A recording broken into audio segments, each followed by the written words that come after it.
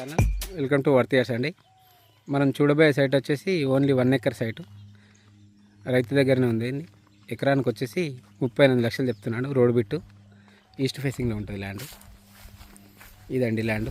ఇక్కడ నుంచి ఆ ట్రాన్స్ఫార్మర్ వరకు ఉంటుంది. ఆ చెట్టు వెనకాల ఇటు చూసుకుంటే ఇక రైట్ సైడ్లో కూడా ఈ తాటి చెట్టు మడి, రోడ్ ఫేసింగ్ కూడా బాగానే ఉంటుందండి. సైడ్ చూసుకున్నట్టయితే వెనకాల ఆ తాటి చెట్టు, ఆ ట్రాన్స్ఫారం అట్లా స్క్వేర్ బిట్ లాగా 4 మూలలు గొలిచిస్తాడు.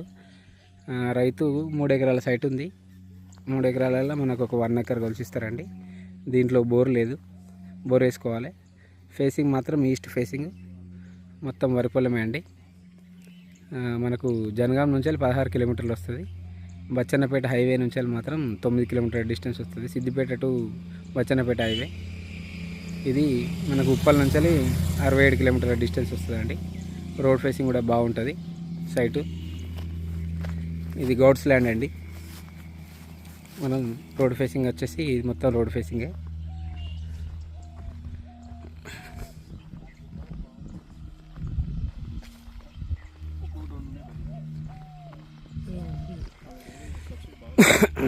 ఇదంతా రోడ్ ఫేసింగ్ అండి ల్యాండ్.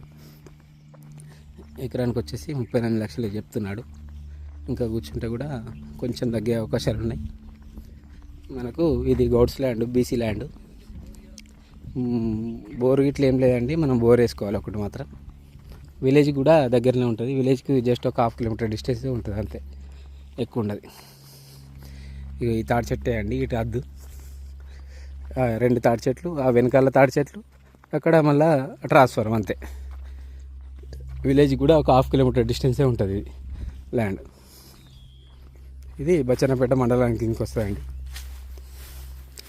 మంచి స్క్వేర్ బిట్టు వరి పొలం, 4 మూలలు మంచిగా గొలిచిస్తారు.